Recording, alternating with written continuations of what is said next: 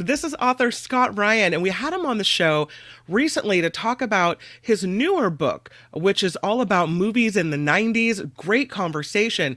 And I liked him so much that I started kind of looking at what else he's written and what else he's done, and I saw something that really piqued my interest. So I wanted to have him back on to talk about another book that he's written about the final days of the David Letterman show. Please help me welcome Scott Ryan, everybody.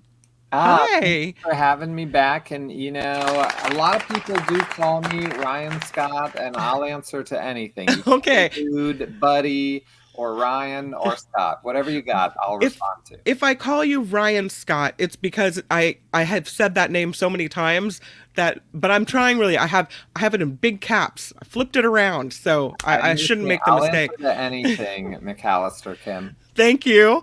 And thank you for coming on the show again and short notice as well. I really, really appreciate you being here. And I'm excited about this book, which it's old news to you, but it's new to me. And it's all about David Letterman, not the entire length of his show and the history of it, but really just kind of how the show ended. Yeah, it's the final 6 weeks of the show. I cover every episode, and I think it's the greatest run of any talk show ever. And it was such a work of art. I just didn't want people to forget about it. And I was lucky enough to interview his staff, the writers, directors, producers, which was incredible because most of them had never given an interview in their life before. Wow. And so, sometimes you interview people, at least it seems like on most recent talk shows, that staff members are disgruntled and they're pissed off and they're not being treated well.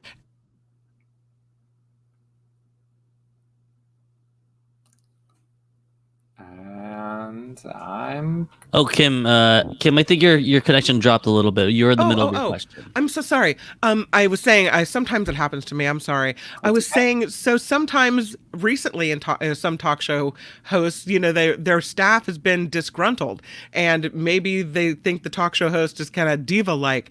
Is that the impression that you got when you interviewed the staff members? No, not at all. The exact opposite. And especially because Dave has this reputation, or had it back then, especially that he was grumpy and cold and things like that. That was not the case at all. These were people that had worked with him, some of them for 30 years, like Barbara Gaines, the executive producer, had been with him the entire time. And you have to remember, he announced that he was going to retire a year early. So all of this staff knew they were fired in 1 year, Mm-hmm. and they could have jumped ship. They could have gone to the Tonight Show. They could have gone to the Daily Show or the View or wherever, and no one wanted to quit. They all stuck it through to the end. And I thought, the book sort of has two purposes. It captures the celebrities that came on and how that happened. That's interesting. Mm-hmm. But what's really interesting is the loyalty of these people, which is basically a small business that's shutting down. One of the things I've noticed when watching Letterman in replay and reruns and little clips here on YouTube is that some of his interviews don't necessarily stand the test of time. We may see a little bit of, I don't know, sexual joking, things that were acceptable back then or passed as comedy back then or now maybe seem a little skeevy. Well, I'm going to disagree with you All on right. that. I don't think that's true. There was a thing that came out, I think it was with Lindsay Lohan, and he got some bad press, but the person edited the clip. It Okay. wasn't true. It was something that caught, and they took out the parts where Dave was complimenting her, and they just edited it. Sure. So you have to sort of judge with what you're seeing. Right. When you went on the Letterman show, it's hard to explain how different TV is now because everything is sanitized. You got back from Dave what you gave. So if you came on there and sort of had an attitude, yes, Dave was going to eat you alive. And I suppose in today's society, people would say that was mean, but then don't come at the king unless you're going to take him down. You know what I'm saying? Absolutely. The famous one with that was certainly Joaquin Phoenix, where Mm-hmm. he came on and Dave just ate him alive. And that was what was great. Oh, We that's missed that. cute. Him and George Clooney. So the days that you cover, where you look at who he had on the show, as at the run up to the end of the show, were these all the most loyal, the most fun that he's had on the show with the celebrities in the past that they brought back to close out the show, or how Yeah. did they decide who to have on? Well, I mean, they said it was so difficult because everyone wanted to come on. And so there were a lot of really famous walk-ons, like Cher just does a quick walk-on during a monologue. And, when Cher is getting told, we don't have room for you, you realize some big celebrities came. Yeah. George Clooney did a great bit, as you can see in the picture that they're showing. He's handcuffed to Dave. So he came out and he handcuffed himself to Dave to say that he wasn't going to let Dave leave. And he does the entire show in handcuffs. Even when the next guest came out, which was musician Tom Waits, George Clooney sits behind Dave, still handcuffed to him throughout that. The way Letterman used to film is on Thursday, they would film two shows. They would film Thursday's show and Friday. They'd film them back to back. So what they did was they just had George Clooney stay, and he came out again in the opening monologue, still handcuffed to Dave. And it looked as if it happened overnight when really it was, Sure. just an hour in between. But it was a fun bit. And then they had Paul Schaefer get some metal choppers, and they chopped the handcuffs off. Well, Brian Teta, who he was a segment producer on Letterman, now he's the executive producer of The View. It was his idea to do the chopping thing, and they didn't practice. There was no time to practice. They're in between. And he said he was backstage just sweating, thinking, what if this doesn't work? What if Paul can't do it? What if he cuts off George Clooney's pinky? Oh God. But it worked, and it was fine, and it's a great little bit. Those were the inspired moments that they were having during the final 6 weeks. They also, I was reading, you say they had the Foo Fighters on, and I bet it was kind of a battle for, you say they didn't have room for Cher. So how do they go ahead and pick, what musicians to showcase? So Dave actually picked all the musical performances. And one of the things I write about in the book is, Dave is not the kind of person that's going to express his feelings on air, but he actually does do it with the songs that are played. So if you listen to the music, you'll really learn how he felt about this. And he wanted the Foo Fighters to close out the show with the song Evermore. So he told the producer, get me Foo Fighters. Well, they were not going to be around. They were like, in Africa or somewhere very far away. And they canceled their show and flew back just to perform. Wow. They're the last musical guest. And they're not even shown on camera because they did a montage of all the clips from the 30 years. So the music producer, Cheryl Zelikon, I think her name was, although I'm sure I butchered that last name, she told me she had to call the Foo Fighters and say, come back from another country, cancel your show, be on air, and you're not going to be on camera. And they did it. And they did it. And they did it. That's how much they loved Dave. And Dave says all the time that was his favorite band, was the Foo Fighters. Oh, that's so cool. I had no idea that it was the songs that were important to him. What other musical guests did he have on toward the end? Well, one that really meant the most to me was Norah Jones. I say unabashedly in the book that Dave was my TV friend. I started watching him in high school, and it was sort of like my hour. Throughout my whole life, whatever I was doing, I watched Dave. Other people have soap operas or sports or whatever you have. For me, it was watching Letterman. Yeah. And when he had Norah Jones on, when he introduced her, he said to Paul, this is the first song she ever sang on our show. We asked her to come back and sing it again 15 to 17 years later. And she performed Don't Know Why, her big hit, in a really slowed down jazz performance of the classic hit, Don't Know Why I Didn't Come. And when I watched it, I just started crying. I feel we're close enough, I can admit this. I just started to cry because I realized I had every Norah Jones album. Yeah. And she had her television debut on Letterman. That's where I learned about her. And I was like, where am I going to get my music from? Like, he was cultivating these artists throughout the years. And they did a lot of that where they brought like Hootie and the Blowfish back to Hmm. perform one more time. And then you realize like how long he had been on TV and how much music really mattered to the Letterman show. Do you feel like, and this is, I know, a personal opinion, do you feel like the talk shows that we have now, in your eyes, hold a candle to what Letterman gave us? No, they don't. Mm. I mean, not at all. And most of it comes from social media and YouTube. I mean, that's why people like Jimmy Fallon and James Corden, and then a little bit more with Seth Meyers with Closer Look, they have these bits that are just made to shoot out on YouTube and for Yep. you to watch carpool karaoke or when Hmm. Jimmy Fallon does the singing and dancing with people. Which I like. Yeah, there's nothing Yeah. wrong with liking it. Right. I mean, it's fun. It's a fun thing to watch real quick at a stoplight. Right. But, with Dave, it was about that whole hour. There was an episode one time where he wanted to hear an Eagles song. And so he said to Paul, play me an Eagles song. And Paul's like, I can't. And he's like, why? And he's like, because as a band, they said we're never allowed to play them. Oh. And so Dave's like, well, what will happen? And the whole hour, they just keep coming back. He's like, did the lawyers say we can play it? And they're calling people, and all the people in the control booth are trying to find someone. Can they play an Eagles song? Which is probably they're not really calling anybody. It's just a whole bit, right?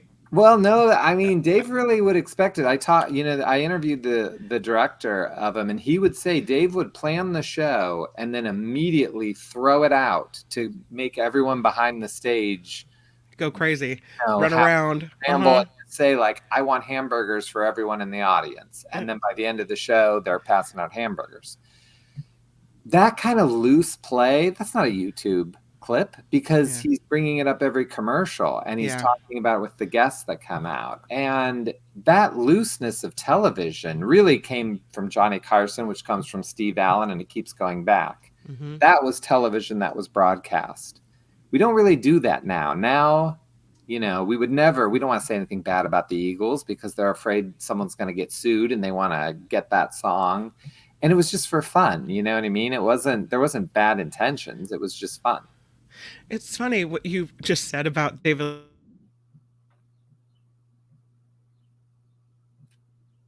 Sorry, Kim, your connection.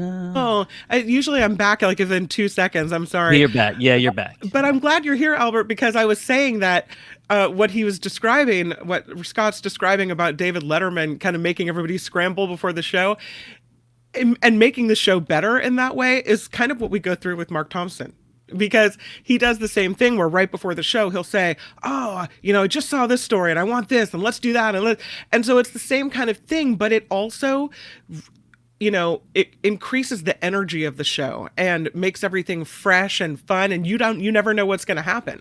So And that's why people yeah, are tuning in. I have to be yeah, honest with you. When I was a guest for my Decade of Cinema right, book, I was talking about Reality Bites, and lo and behold, if you guys didn't pop up a picture of Reality Bites out of nowhere, right, and I thought, how did they do that? And yeah, that's impressive, yeah, especially because this show is live. You're not editing it. that's right. When a viewer knows that something could go wrong, and it's not like we want to see it go wrong, but you want to see the electricity of can it happen? Mm-hmm. And that's what Letterman was all about. Is he going to go out on the streets of New York? I love Stephen Colbert. He replaced Letterman.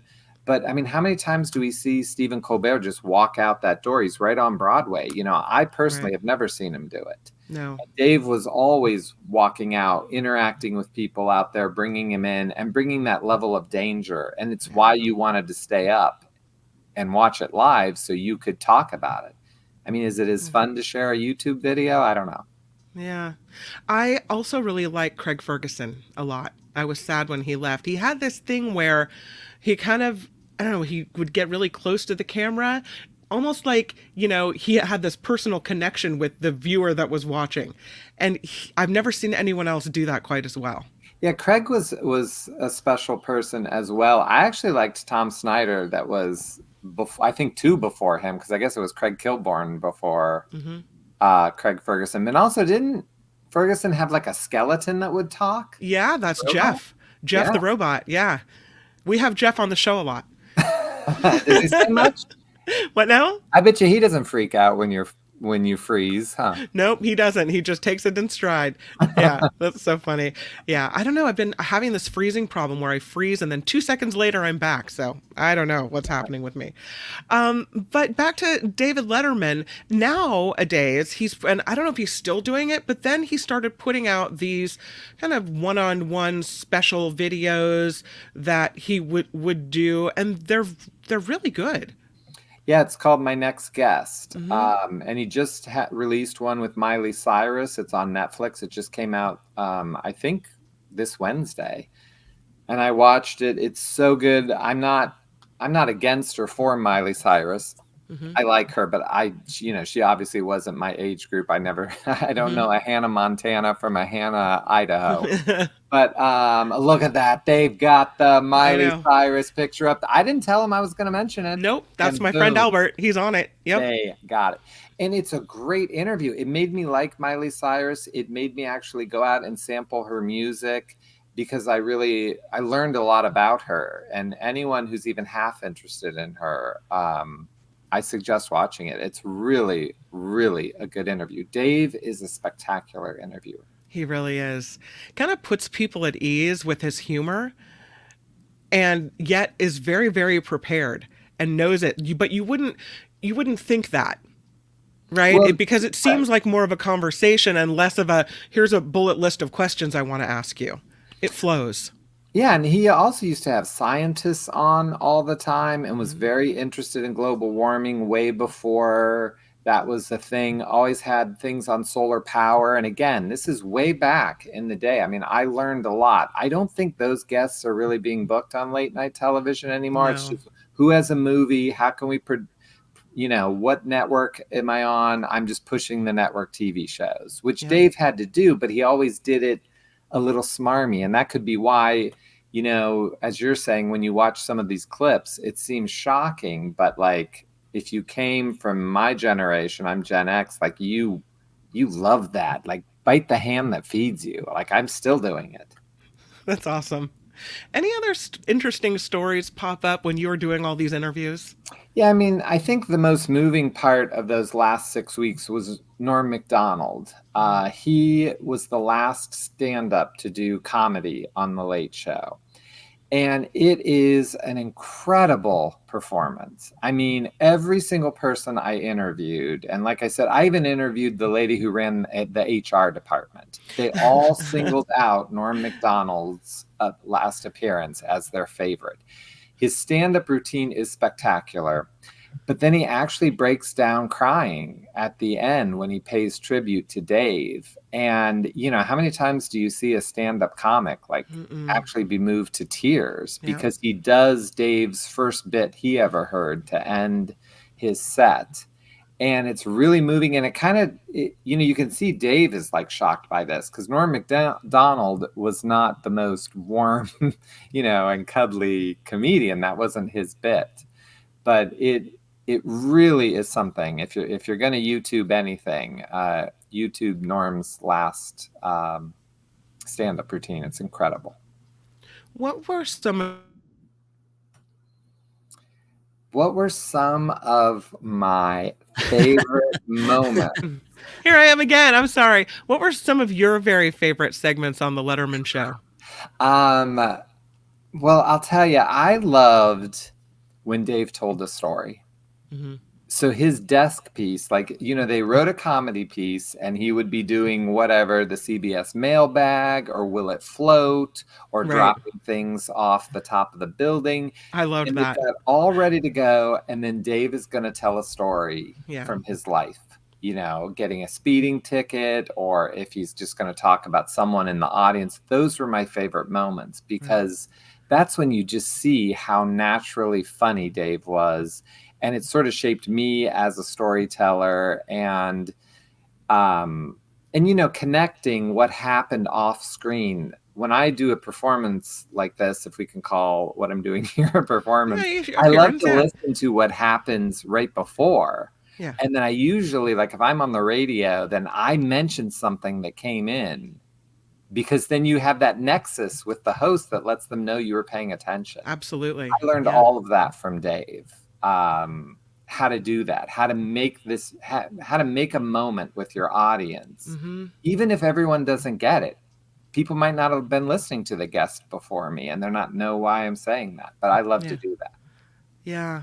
I love you for coming on the show, and your book, I saw it last night on Amazon. Is that the preferred place to purchase it, or is there another place you'd like people to check it out? Well, you know, you can never tell people not to give Jeff Bezos money. That's what Americans like to do best. But if you're just sick of giving him your money, you can go to my website, which is tuckerdspress.com, and I can sign the books for you there. I have The Last Days of Letterman and The Last Decade of Cinema just came out this week. That's my 90s book that I talked about before. And now I feel bad. I did The Last Decade, The Last Days. I didn't know I did that. There's actually 10 years between these books. Yeah. I should have said The Final Decade of Cinema. No, I think you have a theme going. Now you can't stop it. Now, you're the last guy, right? Okay, yeah. That's your shtick now. That's my shtick. It's the last. I'm going to do The Last Piece of Pie next. That's it. The Last Piece of Pie. The last television show. The last days of Seinfeld. I'm sure we can come up with 1,000,000 of them. Yeah, we'll just keep going. Get the last guy. That's really, really cool. Thank you for being on the show and for coming on and talking about Letterman. I learned a lot that I didn't know about the show, and I'm really grateful. I really appreciate you having me back on. And, you know, it was always fun when Dave would bring Amy Sedaris on as her fill-in. So I want to think I'm the Amy Sedaris of the Mark Thompson Show. You have a podcast too, right? Yes, I have a podcast called It's Our Time with Scott Ryan that I interview people. And then I also have one called Tiger Talk, which is about the Massillon Tigers, which is a high school football team where I interview the coach with my co-host, Becca Moore. That's fun. Awesome. Well, thank you for coming on the Mark Thompson Show, and we'll have you back again. Anytime you need me, I can be here in a second. Thank you, Scott Ryan. Thank you. Bye. Hi, it's Mark, and I thought that was great. Hit the notification bell, you'll know whenever there's a new video being dropped, and please subscribe to our channel to help us save the universe.